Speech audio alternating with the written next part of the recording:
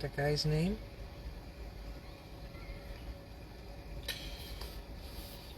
Bonjour les amis, bonjour les amis. En tout cas, pour un petit rien, moi les solos, il y a naba héros yo. Sanga ma chance nameka ko bongisa nano elo moko awa. Comme ça to solo là. Makambo ya mboka. Ah, ni nanga ye vande là awa.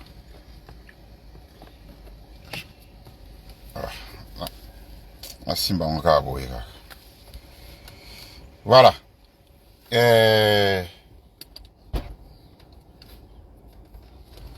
Nabanza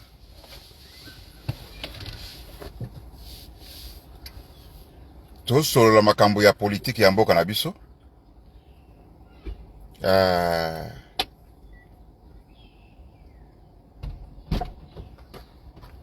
Makambo oyo ya mboka na biso oyo tokoloba lelo ezali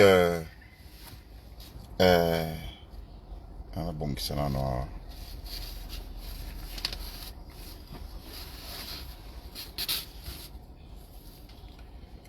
nabongisa nano awa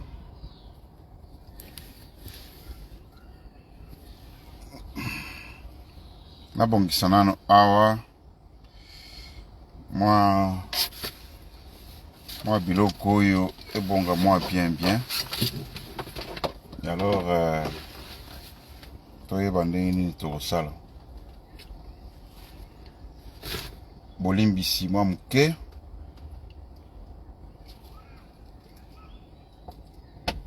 ok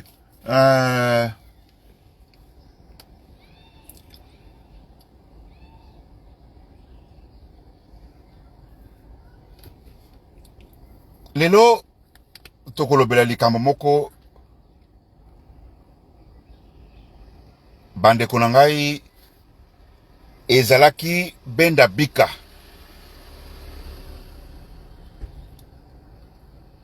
makambo ya bavote oyo eleki na Kinshasa pona kovote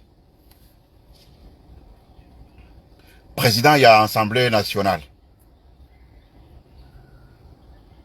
Alors, président de l'Assemblée nationale, abimi lelo, Vital Kamerhe.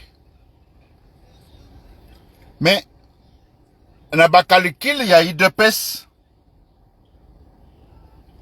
na calcul ya Félix,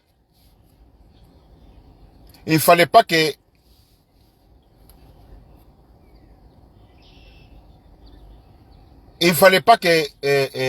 Kamerhe a comme président de l'Assemblée nationale. Parce que Kamerhe a une ambition, il y a que 2008, il faut être la candidat à la présidence pour comme président du Congo. Vous vous souvenez, tango Bayokanaki na Nairobi, c'était prévu que Félix a 5 ans, Atike la paix Kamerhe 5 ans. Et après, tango makambundenge et salamakwane et salami, Kamerhe a eu na patience, aloki primature a kokite. Bon, maintenant, le moment est arrivé.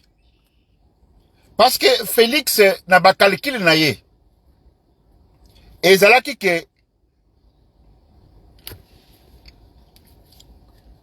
muto mususu batulokola bamboso wana bakoma ba président akoma président de l'Assemblée nationale. Parce que avec Mbosso, il n'y avait pas un problème. Il y a que va changer la constitution et comme on a 7 ans, ou bien va changer la constitution de façon que et permettre et peut sa moi chance na Félix pour asala troisième mandat. Mais mon lokola kamere lokola za na ba ambition pour comme chef de l'État. Yé a condimaté que va changer constitution de façon que Félix a ça la troisième mandat. Nde place problème ezawana. Place wana nde bitumba oyo siko eza guerre froide. Nde sika bitumba kobima. Nde sika bitumba ya tango boza komona Félix na kamere bazoko kutana bazako seka bakolia bakomele te ezali ba semblant ezali parce que muntu il y a qu'une seule personne où il y a ko déranger ba ambition ya Félix c'est kamere quoi qu'il en soit alingi kaka na 2028 azala candidat veut dire ba ambition ya ko changer constitution que Félix a glissé ou bien Félix a sa la troisième mandat wana Félix kamera kolekisa yango te akolekisa yango te ata sikoyo calcule ezalaki ke mboso aleka Félix asali ba manœuvre na ye nyonso wapi kamera tingami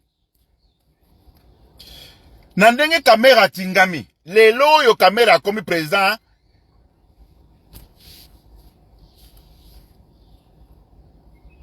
Assemblée nationale nde esika ba changer la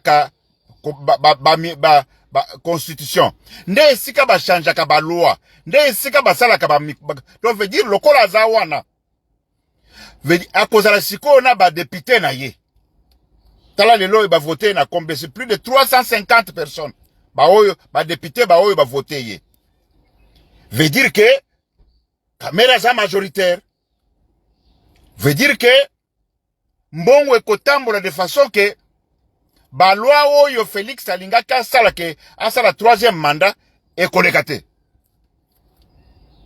ba film nyonso Félix akanisaki ke akosala mais ekosimba te parce que kamera za wana kamera lingi ba moyen nyonso oyo Félix akosala ekoleka te po ye azana ba ambition que na 2028 a posé candidature à comme chef de l'État. Et place wana nde place mindondo ezali. Totikali na 4 ans. Totiaka 3 ans parce que de toute façon et 4e année ezali année ya ba élection ya ba campagne ya ba boy. Totikali na 3 ans. Dans 3 ans oyo bande konangai. Dans 3 ans oyo etikali tout d'abord a évité son nangai za bien boy bisanga soki son nangai za bien. Ce que nous avons en fait. 3 ans au Tikali. Tout d'abord 4 ans. 4 ans tout l'ongola. Une année. Et oh il y a ba campagne wana ba donc Tikali 3 ans. Na 3 ans oyo.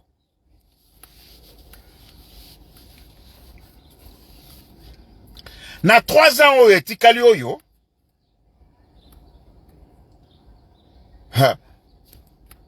Toko vivre makambo. Toko vivre makambo dans 3 ans oyo. Parce que loi ta moko ekolekate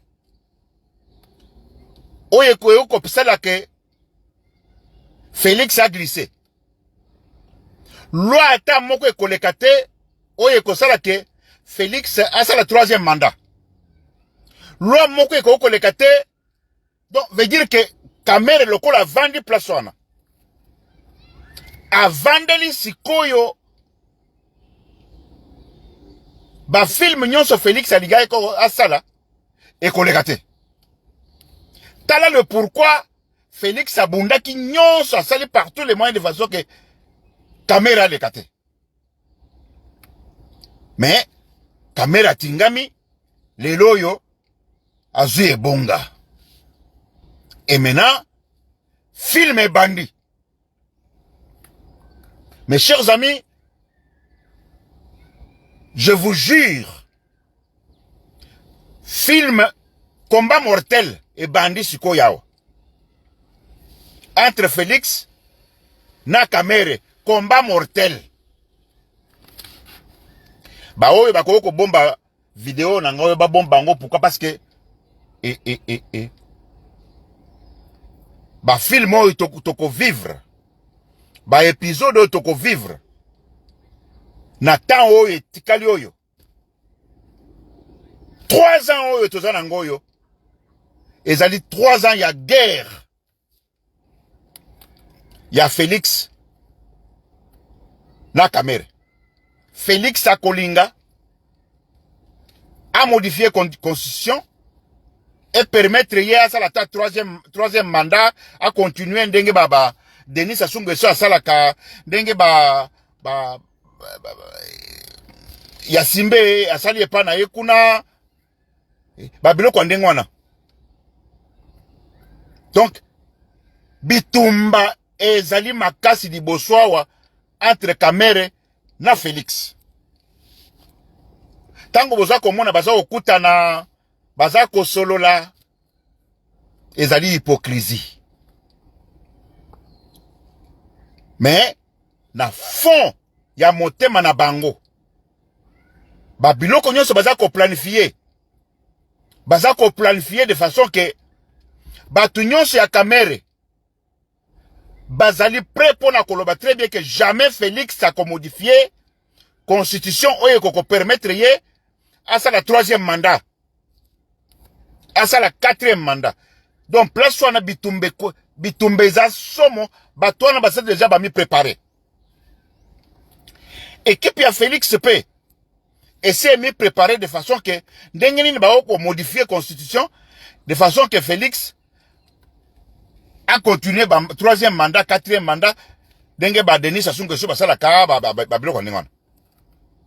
Mais le col batu le col Kamere à ça là Kamere c'est à ça mi préparé pour que en 2028 yé moto a remplacer Félix. Batu nyonso ya Kamere base ba mi bongisi. Batu nyonso ya Kamere base ba mi préparé de façon que en tout cas 2028 ezali Kamere chef de l'État.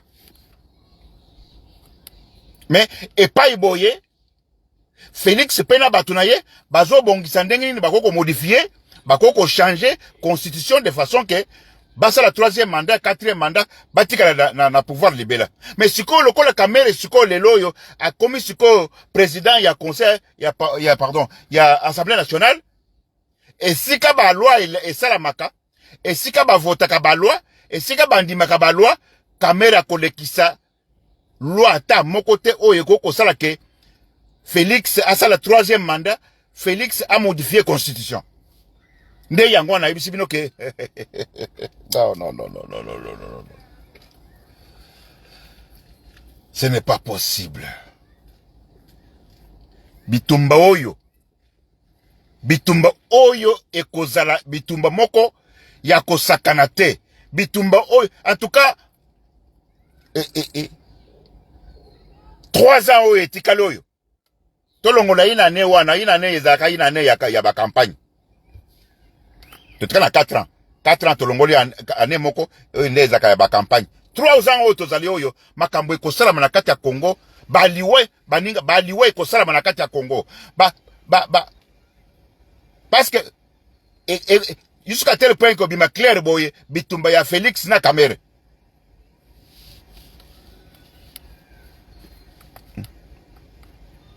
Félix a dribblé Kamere na premier mandat. 2e mandat a dribblé ye. Kamere ye moko a forcé. Exacte que Kamere ye moko a forcé. Exacte que comment il s'appelle? Félix Moutouache Kamere place wanate. Kamere ye moko a mi forcé. Kamere a bondi. Ye moko a bondi. Les lois azali président de l'Assemblée nationale. mais siko yawa Kamere bitumba ya Kamere ezali ke Félix a modifié constitution te. Félix a modifié constitution te que à ça la troisième mandat te bitumba ya Kamere ezali ke 2028 yaza candidat ya ne mutakota chef de l'état na 2028. Baninga na ngai bobomba makambo oyo naza koyebisa bino oyo lelo oyo ba voter Kamere a comme président ya Assemblée nationale. Bon, siko yao tokende po bitumba siko e bandi siko yao. Parce que Félix na batunaye basala ki ba scénario nyonso de façon que Kamere a comme président Assemblée nationale te. Parce qu'a empêché ba ambition na bango. Kamere pe abundi lokola pe aza mutu makasi abundi ti a komi balamoko président de l'Assemblée nationale. Ah, voilà. Ce qu'on va voir. La guerre est déclenchée. Voyons voir maintenant. 3 ans haut, tu t'es nangoyo. Tu peux vivre ba film. Tu peux vivre ba liwa. Batu bako katana, batu bako kufa. Tozana binwawa. Avant, tout comme en 2023, pardon, 2025,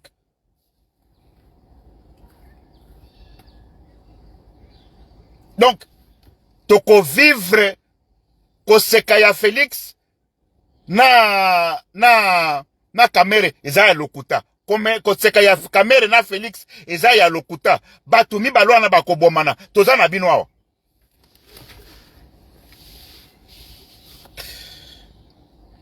Voilà.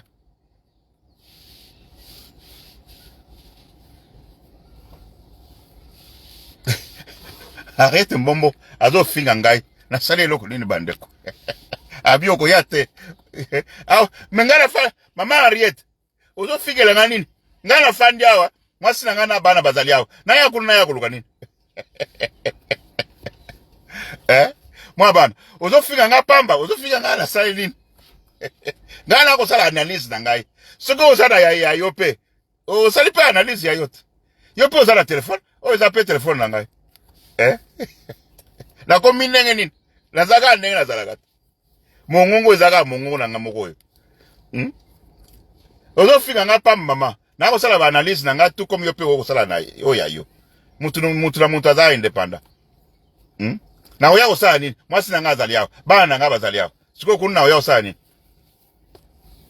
Alors, bande konangai bitumba ezali bitumbe bandi parce que na minito yo sikoyo tozali awa Kamere se prépare maintenant pour la campagne na ya 2028 il y a 2027 na batu ya Kamere bazalaki kobunda ke bakoma siko yawa bazwa post wana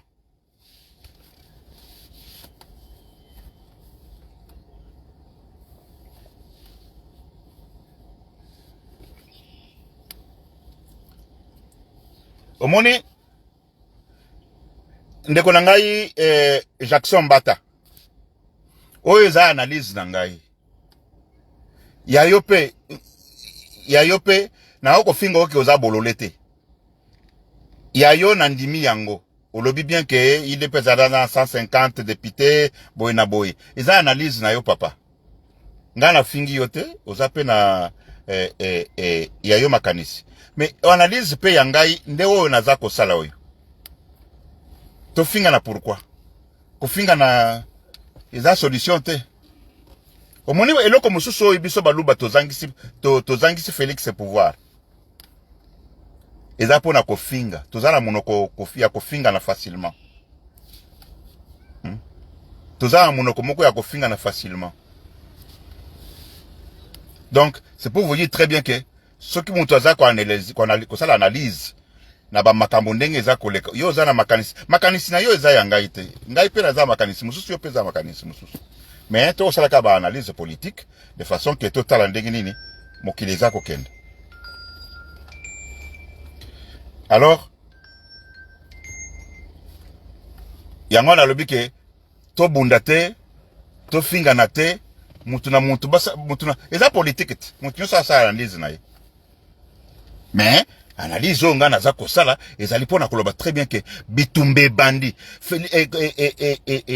kamera bundaki kaka po azwa poste wana. Poste wana ezali pona nini? Poste wana ezali pona ko empêcher Félix à changer constitution te. Lokola Félix azalaki na ba ambition ya ko changer constitution et permettre à ça la troisième mandat et qu'on les kate lokola kamera komi place wana.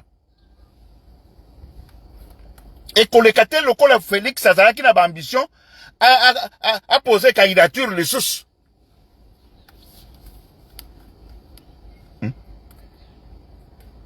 Kamere, ambition ya Kamere ezali ke na 2028 a comme chef de l'État. Na batunaye, na banani, base ba mi préparer. Effectivement, électé parce que pour changer la constitution, ba makamunyo so na lekaka na parlement. Kamere a kosala biloko na te.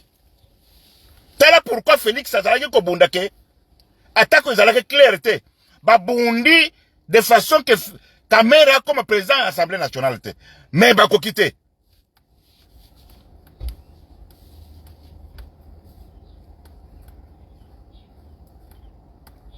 Donc, place soit na bande konangai. Au moins bateau baza ba député kuna. Au moins ba député. Na ibi sebino makambo solo. Ba député nyonso balobaki na bango ba voter mbosso. Augustin Kabuya akendeki atamboli butu mobimba ayebisi bango ba voter mbosso. Mais comment ba député ba mi rebelle ba lobi jamais toko voter mbosso te Kamere pe atamboli na butu. Kamere za milliardaire. Félix atamboli na butu. Kamere pe atamboli na butu. Bambongo etamboli na ndenga kosakana te. Félix choix na ye ezalaki mbosso. Pona nini mbosso alingaki ko déranger Félix te. Ba loi nyonso lingaki ko salama elingaki ko leka nango. Yango na baboya kike Kamera leka te. Mais le kola siko Kamera nde muntu siko ya ko empêcher Félix de façon que ba changer constitution te. Félix, ça le troisième mandat.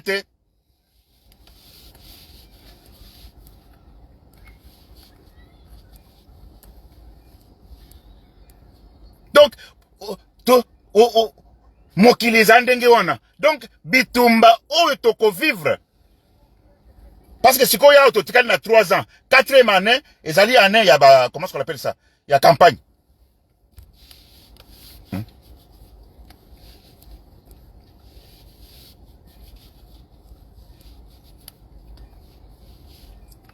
Et alors, ezali ezali likambo akobomba te ba oyo bazako bayebi parce que biso tozako solola na bato oyo bazana kati batu ya Kamere tozako solola na bango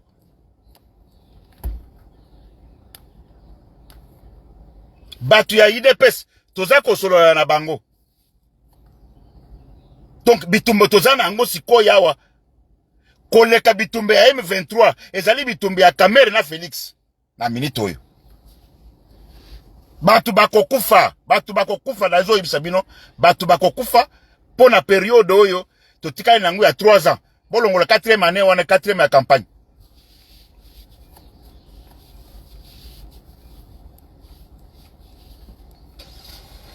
Donc bande konangai naebi très bien que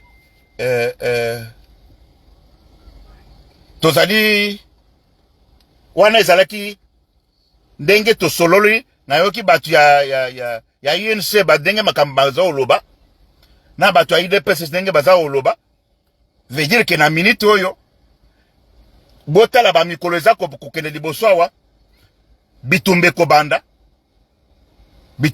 ndenge nini bokoyoka ndenge nini ba animateur ya UDPS, bokoka ba animateur ya UNC, bitumbe ko banda bakala mingi te. Bitumbe ko banda bakala mingi te, batu ya Félix, na batu ya Kamere, bitumbe ko banda bakala mingi te. Pona ko préparer, pona bango, quoi qu'il en soit, lokola bayokala ki na Félix, c'est que, tikanga 5 ans, et salamité. Félix a dribblé. On peut s'en primature, Félix a dribblé. Kamere ayoko bunda, ayoko, pona alobi que non. Yambaloyo, il faut kakana comme président à l'Assemblée nationale. Donc, ezalaki poste clé. Oyo et qu'on empêcher Félix de façon que a changé la constitution. Ce qui botali très bien, Mikolo Tozo qui est liboso. Makambo ya changement de constitution, et que le bama mesusute. Total, botala bien liboso Tozo kenda. Merci, au revoir et à la prochaine.